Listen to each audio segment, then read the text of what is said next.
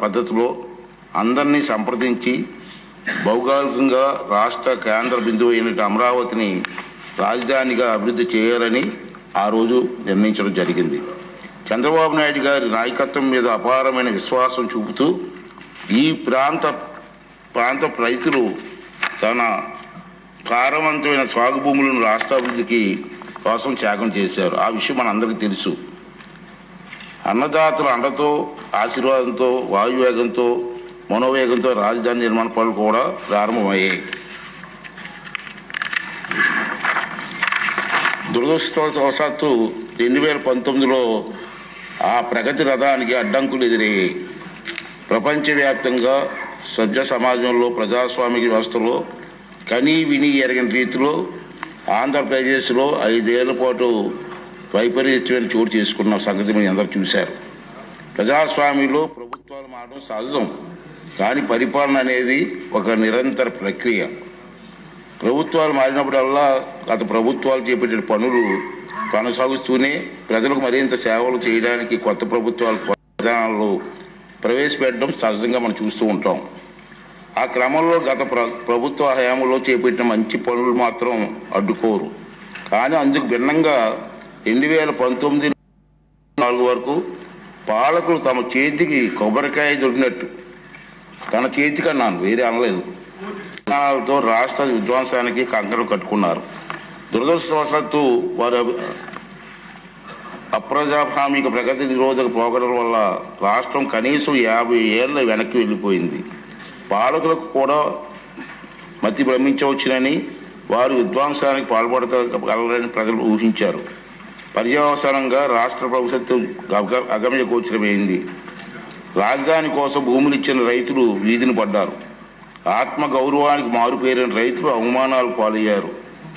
ఎందరో ప్రభుత్వ హింసకు బలయ్యారు. అలాంటి దురదృష్టకర పరిస్థితులు పునరావృతం కాకుండా రాష్ట్ర బంగారు భవిష్యత్తు తిరుగులేని పునాదులు వేయడానికి ఘనమైన చారిత్రక ఈ ప్రజాప్రభుత్వం నిర్ధారణకు వచ్చింది.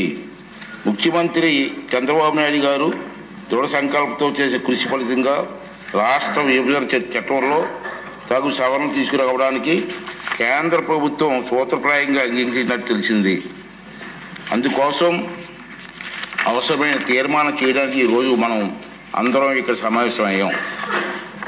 ముక్త కంఠంతో తెలుగు ప్రజలందరికీ రాష్ట్ర అభివృద్ధి పట్ల మనకున్న చిత్తశుద్ధిని, అంకిత భావాన్ని చాటి చెప్పే అవకాశం ఇది. తెలుగు జాతి ప్రగతిని ఎవరు అడ్డుకోలేరు అని ఘంటాపథంగా ప్రకటించారు. కనీసం ఈ రోజైనా ఆ 11 మంది వస్తారని ఆశించాను. ఈ తీర్మానం బలపరిచి తమ తప్పులను పశ్చాత్తాపడతారనుకున్నాను. కానీ చేసిన తప్పులను సభాముఖంగా ఒప్పుకునే ధైర్యం కానీ నిజాయితీ కానీ వారికి లేవని నాకు అర్థమైపోయింది.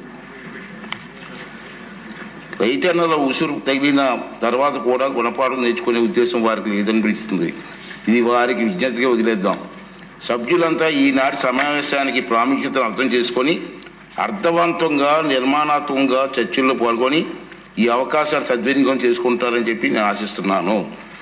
ఆంధ్రప్రదేశ్ రాష్ట్ర సిరి సంపదలతో, ఆరోగ్యాలతో, ఆనందంతో విలసిల్లేలా సుస్థిర మార్గాన్ని ఖరారు చేసినందుకు తెలుగు జాతికి ఈనాటి సమావేశానికి చిరకాలం గుర్తుండిపోతుంది.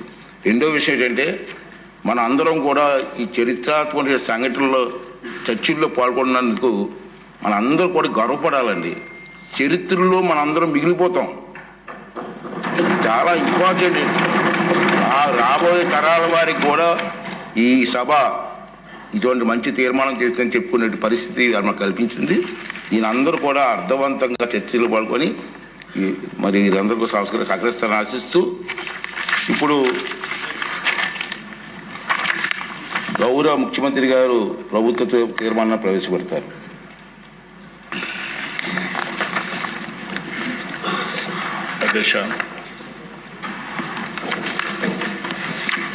ఆంధ్రప్రదేశ్ రాష్ట్ర సమగ్ర అభివృద్ధి కోసం అమరావతిని రాష్ట్ర రాజధానిగా గుర్తిస్తూ స్పష్టమైన స్థిరమైన నిర్ణయంతో ముందుకు సాగడం అత్యవసరమని అభిప్రాయపడుతున్నాం. దీనికి అవసరమైన అన్ని రక్షణాత్మక చర్యలు తీసుకోవాలని భావిస్తూ సంబంధిత చట్టాల్లో తగిన సవరణలు చేయడం రాజధానిపై స్పష్టతను స్థిరత్వాన్ని కల్పించవచ్చని గుర్తిస్తూ ఆంధ్రప్రదేశ్ శాసనసభ క్రింది విధంగా తీర్మానం అన్ని రక్షణాత్మక చర్యలు తీసుకోవాలని భావిస్తూ సంబంధిత చట్టాల్లో తగిన సవరణలు చేయడం ద్వారా రాజధానిపై స్పష్టతను స్థిరత్వాన్ని కల్పించవచ్చని గుర్తిస్తూ ఆంధ్రప్రదేశ్ శాసనసభ క్రింది విధంగా తీర్మానిస్తోంది. Hereby resolved to request the Government of India to amend the Section 5 of the Andhra Pradesh Reorganization Act 2014 as under A. To include the word at Amaravati to subsection 2 of Section 5. B. To add the words and Amaravati includes the capital city areas notified under Andhra Pradesh Capital Region Development Authority Act 2014 to the explanation to Section 5. ఈ తీర్మానాన్ని చర్చించి దీన్ని బలపరచవలసిందిగా సమర్థించవలసిందిగా అందరినీ కోరుకుంటూ సెలవు తీసుకుంటాం.